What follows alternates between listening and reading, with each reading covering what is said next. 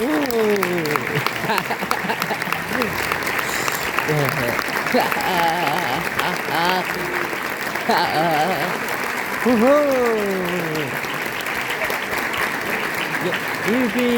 Yahoo!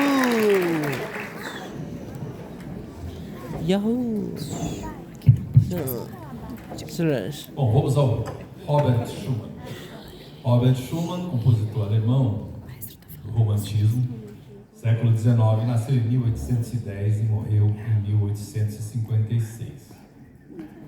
Hoje nós apresentamos dois ícones. Eu falo da música de concerto, que é o concerto propriamente dito, vocês viram, né? E o concerto começou ali no século XVI, a orquestra obviamente não nasceu desse tamanho, era uma orquestra menor, e na orquestra um pouco menor, que era esse pessoal que está aqui na frente, tem as cordas aqui, existiam partes solistas, né? Então tinha a parte assim de todo mundo tocando, e sempre esses primeiros que são os líderes, os palas, os chefes, quando tem algum solo naquela sessão é ele que faz. Então começaram, era o ripieno, o concertino, aí tinha pequenos solos aqui e começou a se desenvolver esse tipo de habilidade instrumental, e os compositores já no período barroco, como Johann Sebastian Bach, começaram a construir concertos, obras para instrumentos solistas.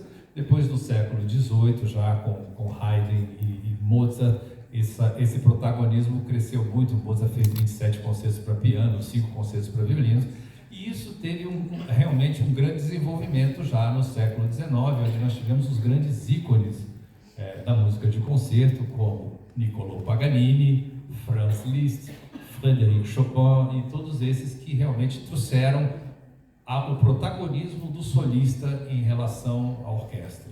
No início era praticamente um solista acompanhado, depois os compositores, com o passar do tempo, desenvolveram um diálogo mais concatenado entre o solista e a orquestra, formando um todo mais, digamos assim, homogêneo. Então, o que resulta nessa obra que nós vimos aqui, do Robert Schumann, o seu concerto para piano, que é uma das obras mais célebres aí desse repertório.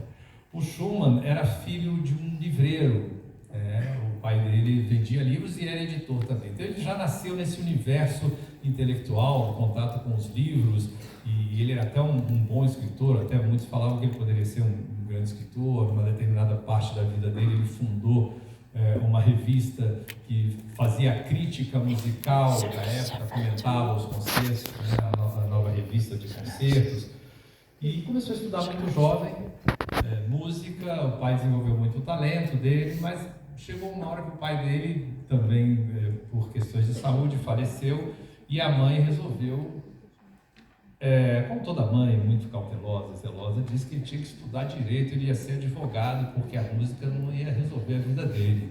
E aí ele foi para Leipzig, foi para cidades importantes estudar, e lá, mas ele já compunha, já tocava, e teve contato com músicos que o convenceram do contrário, e aí ele começou a desenvolver essa grande carreira. Estudou, era para ser um pianista concertista, mas ele inventou lá um desses aparelhos que o pessoal inventava aí no século XIX, no século XVIII, para melhorar a eficiência, aquelas coisas que estica o dedo, que puxa para cá, vamos criar uma independência entre os dedos, e aquilo lesionou a mão dele e impossibilitou que ele pudesse ter realmente, de fato, uma carreira brilhante como solista.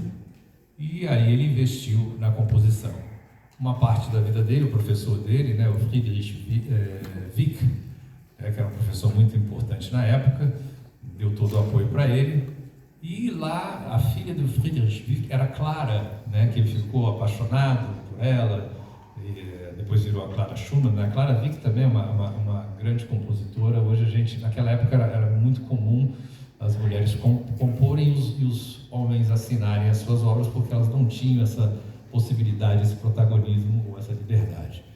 Então, com todo o conhecimento jurídico do Schumann, ele acabou entrando na justiça e conseguiu fazer o casamento com a Clara, que o acompanhou até o final da vida. O Schumann fez 4 sinfonias, fez ópera, fez muita música cantada, que é o Lied. O Lied é a canção alemã. E então vocês podem ver que a música dele, dessa primeira metade do século XIX, é uma música muito lírica, são muitas melodias, ela é muito apaixonada, ela, vamos dizer que é é o auge ali do romantismo. Essa sinfonia que nós vamos tocar, ela é a última das últimas obras dele, foi composta em 1851, e a sinfonia, assim como o concerto, ela também teve um grande desenvolvimento que partiu do século XVI, com uma estrutura menor, que era uma abertura de uma ópera ou de um interlúdio musical, e foi crescendo até chegar no século XVIII com Mozart e Haydn, que foi o pai da sinfonia. Haydn fez 104 sinfonias, o Mozart 41 sinfonias, até passou por Beethoven, que revolucionou, fez a nona sinfonia, onde ele incluiu a voz, o coro, e chega aqui no Schumann, e logo depois Brahms, e aí nós temos grandes outros compositores, Mahler, Tchaikovsky. Já no século XX a gente tem Shostakovich, Prokofiev, o próprio Claudio Santoro, que é um grande sinfonista, e que desenvolveu essa linguagem de uma forma como vocês vão poder ouvir hoje a terceira sinfonia, que na verdade é a última, mas tem uma questão de numeração, ela foi composta depois. Nós vamos tocar a sinfonia. E falando ainda sobre o Schumann, teve a sua trajetória, mas o Schumann ele tinha um problema de demência, um problema de esquizofrenia, que debilitou, que foi se agravando. Em 1854 ele tentou o suicídio, jogou no rio, foi salvo, e aí foi internado numa casa de saúde, morreu em 1856, mas já em decorrência dessa doença que se agravou. Eu estou assim resumindo, porque esse tempo anda bem curto aqui para nós. E nós vamos ouvir a terceira sinfonia, que ela é fruto de uma viagem que ele fez com a Clara pelo Rio Reno, e lá ele também se deparou com a Catedral de Colônia e ficou impressionado com as proporções daquela catedral, e a música, numa determinada parte, vocês vão ver que ela soa como se for assim, realmente um momento litúrgico. Ele viu lá um momento litúrgico, uma posse, uma cerimônia, na qual ele ficou muito impressionado, e vocês vão perceber o movimento do rio também, das águas, a sinfonia, porque a sinfonia depois ela ficou com 4 movimentos, mas essa especificamente tem 5 partes. Mas é uma música muito vibrante, muito enérgica, e que traz o Schumann na sua maturidade, e a música de concerto e a sinfonia no auge ali do romantismo, como vocês vão poder observar aqui nessa obra. Então vamos ouvir de Robert Schumann, Sinfonia número 3, Renana.